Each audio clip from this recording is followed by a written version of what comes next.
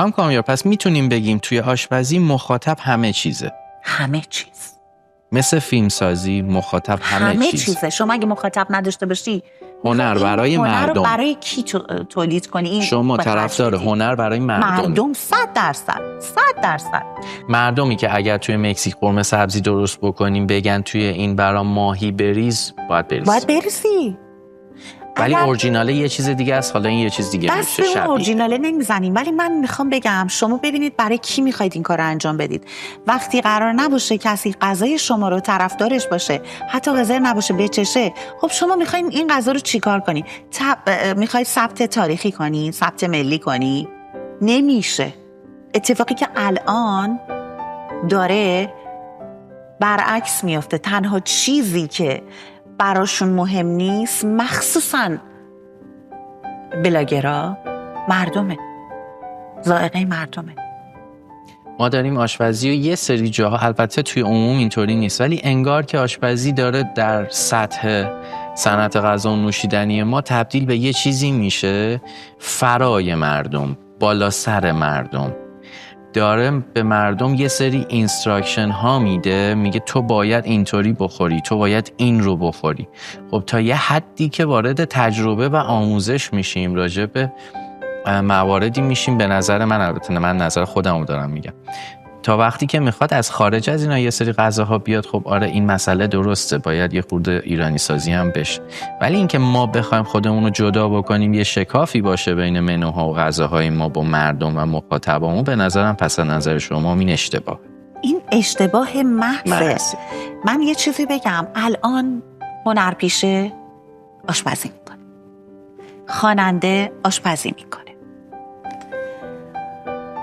آرایشگر بوده آشپزی. من نمیگم نمیکنن، همه آشپزی میکنن تو خونشون، ولی چون در طول روز 3 وعده غذا تو خونه پخته میشه، بعضی هم که از بیرون سفارش میدن، فکر میکنن آشپزی کردنه خیلی راحته. اگر مثلا ملاحت کامیار 30 سال پیش کارشو با یه دوربین صدا سیما شروع کرد، الان با دوربین خودش هر کسی میتونه. آره نشون داده که خیلی هم فالوور دارن، خیلی دنبال کننده دارن، ولی آیا واقعا همه کسایی که این فضای تصویر رو داشتن تونستن موفق بشن و 30 سال 40 سال دوام داشته باشن؟ ما تو خواننده ها یه مایکل جکسون رو داشتیم، یه دونه مادونا که 14 هست داره کار میکنه. حالا مایکل جکسون خارج شد، درگذشت. شما اعتقاد دارین اون نمرده، از ماتریکس خارج شده؟ دیدید یه دفعه اون چیزی که نباید گفتم. من میخوام یه چیزی رو بگم، اینکه شما بتونید دهه‌های مختلف رو دنبال خودت داشته باشی کار راحتی نیست. باید دقیقاً به کل اون موضوع احاطه داشته باشه آدم که بتونه این کار رو بکنه. دقیقاً عین این اتفاق برای مجموعه ما هم میفته. ما به عنوان کسایی که لوازم و تجهیزات آشپزخونه‌های صنعتی رو میفروشیم، ما هم این ترند رو باید فالو بکنیم. من به نظرم یه مرز باریکیه. یه موقع هست من میگم من فرهنگ سازی میکنم، یه موقع هست من میگم من سعی میکنم ترنده رو تشخیص بدم برای اینکه آینده نگری بکنم توی آشپزیم، توی غذام، توی رسپیم، توی منوم، توی اون چیزی که مردم ذائقه‌شون میطلبه. یه موقعی هم هستش که من برمیگردم میگم من پا شدم از انگلیس اومدم، من از دبی، از استانبول اومدم که یه نفری به کل مارکت و غذا و نوشیدنی ایران بگم همتون تا الان اشتباه می‌زدین. نمیشه. مگه من میتونم به مادر بزرگ 90 خورده ساله بگم ماکارونی اصلا کلمش مال ما نیست؟ ولی وقتی میری میبینی پای پخت غذا ماکارونیش چجوری درست میکنه، مثل برنج دمش میکنه، هدیکی میذاره، اینو بگه ایتالیایی نشون بدی سکته میکنه که ماکارونی خورد میکنه. آره همه میدونیم، ولی ما اون ماکارونی رو میخوایم با همون اشتباهی که مادر بزرگمون انجام داده. بیراه خودش یه راهه. این یکی از جمله‌های شماست. واقعاً بیراهه، یک راهه. شما وقتی داری توی مسیر میری، همه مسیرها به مقصد شما که منتهی نمیشه. خب اگر ندونی که بیراهش کدوم بوده، راه پیدا نمی‌کنی. پس شما قبول دارین که یه سری چیزا مثل ماکارونی، مثل پیتزای ایرانی، بله. مثل پنه آلفردوی ایرانی اینا دیگه اورجینال یه چیزی توی ایران تبدیل شده که ربطی به اون اورجینال اصلیه نداره، حالا اینجا داره به یه تایپ دیگه انجام میشه. مردم اگر دوستش دارن باید بمونه. من میگم اصلا هیچ اصلی وجود نداره. اگه این بود که مایونزی خلق نمیشد. شما خودتون بهتر میدونید مایونز در اثر نبود یک ماده غذایی مثل خامه و جایگزینش با روغن زیتون تبدیل شد به مایونز. خب الان اون سسه کجاست؟ مایونز کجاست؟ ببینید من به رسپی وفادارم، ولی رسپی که با اون منطقه تغییر کرده. ببینید شما الان توی کشور عربی ساندویچی دارن که با رپ با نون پیتا درست میشه. اگه قرار بود مکدونالد اینجور فکر کنه که نباید از نونای حجیم استفاده کنیم هیچ جا، خب اون یه بخش از مشتریش رو از دست میداد. ما باید قبول کنیم، استانداردا رو میشناسیم. حالا یه کسی میبینی یه آشپز تازه کار نمیدونه مثلا سس رومسکو چجوری درست میشه، نمیدونه سالاد سزار درسینگش. من صدا میکنم میگم بیا این سالاد سزاری که دادی زیتون نداره، گوجه چری نداره. حالا من خوردم اینو، اب نداره. من که اونجا نرفتم آزمون آشپزی بگیرم از طرف. حالا سوسر مگه میشه آخه؟ من یه موقعی میخوام اینو به شما بگم، مثلا نشده رو زرش پلو شما قرمه سبزی روز قبل تو بریزی، مرغشو نداری یا زرش پلوه باقالی پلو با ژله بخوری تو عروسی. این موضوع مهمیه. شما مایونز رو مثال زدین. روی این قضیه واقعا دعواها و بیفای عجیب غریبی بین سرآشپزای ایرانی شکل میگیره. من خودم اعتقاد شخصی اینه که البته این یه خورده چیز اکستریمیه، من نظر خودم و شخصم میگم. من میگم آشپزا همدیگر رو نقد بکنن، آهنگسازا همدیگر رو، فیلمبردارا و کارگردانا همدیگر رو. من به رسمیت نمیشناسم اینفلوئنسر و منتقد شغل جداگانه‌ای باشه. من نمیتونم متوجه بشم یک نفر فیلمساز نباشه یه کارگردانی رو ازش انتقاد بکن. الان یه سری اینفلوئنسرها هستن خیلی بد، خیلی زشت و زننده، آشپزا رو خیلی بد باهاشون برخورد میکنن، مسخره میکنن. خیلی جاها یه سری اشتباهایی از این جنس که شما داری میگین رو تذکر میدن، ولی اصولاً به نظر من نمیرسه به اون آدمه که این حرفو بزنه، ولو این که حرف درست رو بزنه. نظرتون راجع به این چیه؟ در مورد این موضوع مثال خیلی واضح بزنم. ببینید من واقعا با توهین توی این فضاها کاملا مخالفم. من میخوام یه چیزی رو بگم، من میخوام قدرتمو نشون بدم یا میخوام تأثیر بذارم. اگه میخوام قدرتمو نشون بدم، یه دونه خواننده داریم تتلو، یه سری دنبال کننده داره، تتلیتی میگه پیج طرفو تموم شد دیگه، در پیج باید ببنده طرف. احترام در اولویته. اگر قصدمون تخریبه که این رسانه دست یه سری آدم هست، اصلا داره درست میگه ها، ولی من نمیخوام درستش رو انجام بدم. من نوعی، من سالیان ساله مثال میزنم، الان ما این همه کباب کوبیده داریم، برندهای مختلف، اسمم نمیاریم، کدومشون مثل همه؟ اینم یه مثال دیگه شماست. راسته طلا فروشا. آها، من میخوام اینو بگم دقیقاً آقای شبستری، تو این راسته طلا فروشا چقدر همه دیدیم مغازه کوچولو کوچولو کنار همه. اون میاد به این میگه که امروز جواهر کار کردی خوب نیست، چرا تو طلای یزدی زدی، چرا تو طلای ایتالیایی زدی. حالا اصطلاحاتی که من وارد نیستم، هر کدوم مشتری خودشو داره. اگر من یه رسانه‌ای هستم که جایگاهی دارم که در هنر این مملکت تونستم یه تأثیری بذارم، این راهش نیست. من آموزشایی دادم در تلویزیون که طرف اومده به نام خودش ثبت کرده. یه گوشت قلقلی زمان تولد دخترم بود، خلقش کردم با کشک. یه زنگ زدم به دختر خالم، گفتم که غذای جدید، چون خیلی قبولش دارم، اصلا یکی از علاقه های من دنبال کردن ایشون بود تو کودکی. بسیار دختر هنرمندیه، اسمش هم فرزانه است. زنگ زدم گفتم که فرزانه غذای جدید. گفت یه غذای جدیده، من مثلا پیشنهاد میکنم بیا مثلا گوشت رو اینجوری کن اونجوری کن، با کشک مزه میده. من این اومدم روز تولد دخترم با اون سبک خلقش کردم. پیاز خلالی، نعنای داغ و چیپس خلالی. طرف اومده تو پیجش زده، خیلی دیگه ناراحت کننده است، اینقدر زیاده که دیگه نمیتونم اسم بیارم ازش. این غذا رو چند سال پیش خلقش کردم.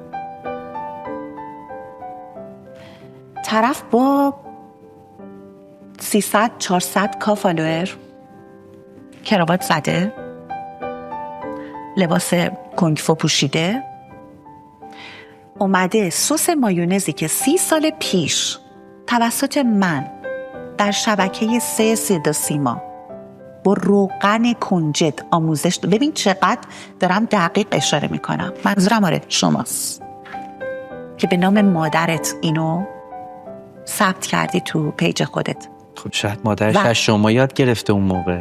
میگه این جزء کارهای مادرم بوده. خیلی بده. خب اسم منم میآوردی، میگفتی من چطور الان دارم میگم روزا منتظمی؟ تو هم میگفتی، تو هم که گوشت قلقلی رو از من یاد گرفتی میگفتی، تو هم که ماهی رو تو نمک اولین بار از طریق من یاد گرفتی میگفتی. خب چه عیبی داره؟ من الان میگم خیلی از آموزش‌های من مال خانم روزا منتظمیه، آقای نجف دریابندریه. آشپزی اصیل ایرانی من تلفیقی از نوشته هام با کتاب سیر تا پیاز آقای نجف دریابندری. تو چرا نگم؟ مگه من با این دانش به دنیا اومدم، این دانش رو کسب کردم، این هنر رو کسب کردم، خجالت نکش. منم یه جایی یه سس ایتالیایی از یه خانم سمباله ایتالیایی یاد گرفتم، بلونزو، و اومدم سیر داشت تو سس من. یکی از این پسرای گل یه پیج خیلی خوبی داره، اسمش رو یادم نمیاد، اگر تونستم چون بعد به گوشیم مراجعه کنم، اومد به این پیام داد خانم کامیار سس بلونز اصل سیر نداره. همین 5-6 ماه پیش. تشکر میکنم ازش چون قبولش دارم، خیلی محقق خیلی خوبیه. چرا؟ اگه ما قصدمون آموزشه، میخوایم تغییر بدیم، اگه تخریبه که یه دونه کاری نداره، فلانی خیلی اسم دارم بگم، ولی برای چی؟ تخریب نمیکنم. نه الکی اسماعیل معروف میشن شما اسمشون. خانم کامیار اشاره کردیم که حسن خیلی کم مهمونی‌های خونه رو شما جمع می‌کردید. بله. نامزدی خواهرتون و شیرینی و شام و همه چی رو شما جمع کردید. دقیقاً. خیلی خوب. وقتی که علاقه داشته باشید به یک کار و اون کار توی روزمره خانواده باشه، خب اتفاق میفته دیگه و هی تجربه میکنی، تجربت رو بیشتر و بیشتر میکنی و هی همین باعث میشه که بیشتر چیز یاد بگیره آدم. من خاطرم هست زمانی که نامزدی خواهر رو به عهده گرفتم کسی فکر نمی‌کرد 250 نفر مهمون، بعد برنج دم کن. اون موقع مرصع پلو درست کرده بودم با مرغای شکمپو. خیلی شهامت داری شما. خوراک زبان با سس قارچ، بیف استرگانوف، نه چیکن استرگانوفی که هیچ وقت نبوده ها. چیکن استرگانوف بعداً به وجود اومد، اول بیف استرگانوف من در آوردی. دیگه خدمتتون عرض کنم که انواع ژله ها، کرم کارامل. اون موقع کاروینگ خیلی رونق داشت، حکاکی رو میوه.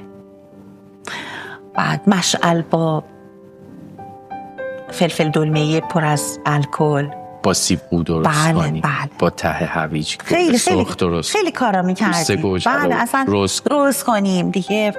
سالاد الویه رو با پولک خیارشور درست کنیم. با پولک خیارشور ماهی درست می‌کردم.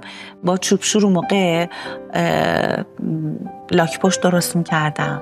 میشستم دونه دونه اینا رو میبر اینا اندازه میبریدم. خلاقیت بود اینا. بعد ببینید یه چیزی به شما بگم، من چون کارم رشته مورد علاقم هنر بوده، خیلی اشتباه کردم که به جای هنر رفتم سراغ ریاضی. البته این به خاطر علاقه پدرم بود، چون پدرم علاقه‌ای که میخواست به بچه‌ها نشون بده از روی تحصیل بود، از کارنامه.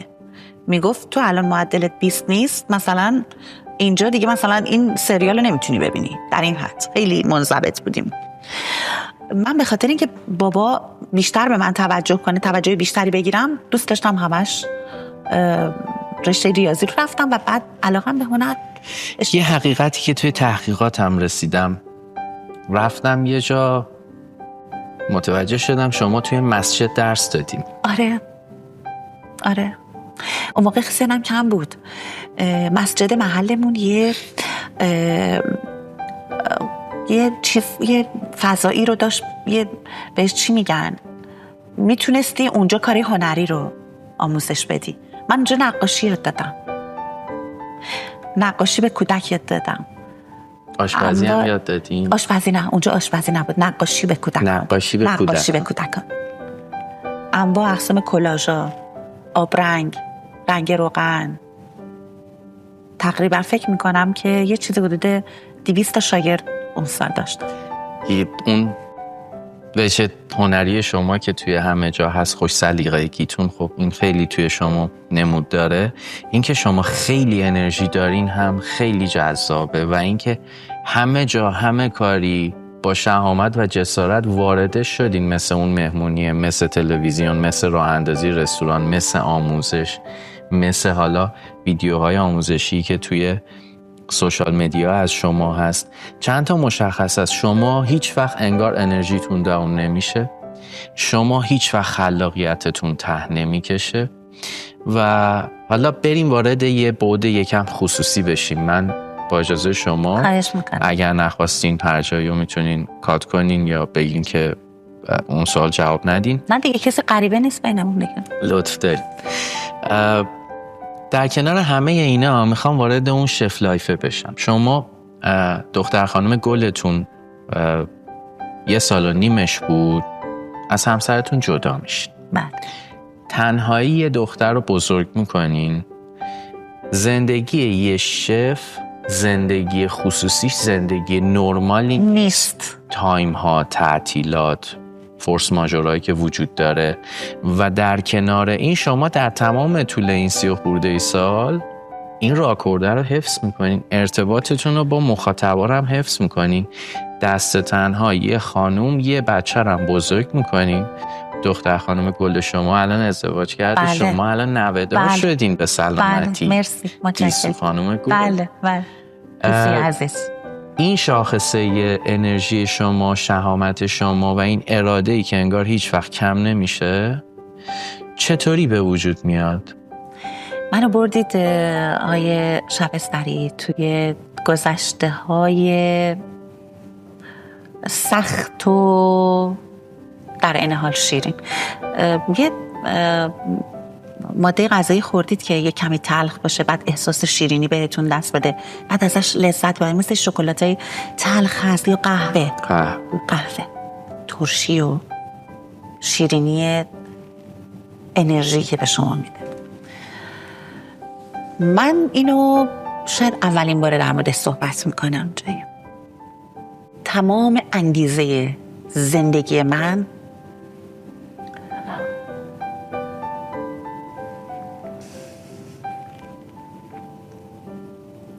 دخترم بوده.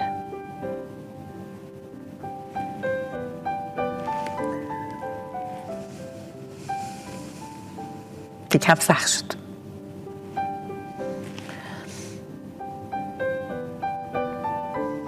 من با عشقی که به دخترم داشتم تمام سختی ها رو به جون خریدم. گاهی وقتا مجبور بودم هفته ها ازش دور باشم. تحمل میکردم دوری تینا رو برای اینکه هدف داشتم. میخواستم براش بهترینا رو فراهم کنم. و اگر خانواده به من کمک نمیکردن نمیتونستم از پسش بر بیام. دائم خاطرمه که تو سفر بودم، سر پروژه های مختلف بودم، از اونجا با بهرام شبستری آشنا شدم و این آدم انقدر آدم تأثیرگذار و صاحب امضایی بود که برای همیشه در ذهن من به جا موند. خاطرم هست انقدر پیشش اعتبار داشتم، بهش یه روز زنگ زدم آقای شبستری یه مجموعی میخواد راه اندازی بشه، بذار بگم قشنگ کجا آقای یوسف شبستری؟ دور میدان نیاور. اون موقع یه وزارت امور خارجه است، درسته؟ بله. یه رستورانی قرار بود راه بیفته.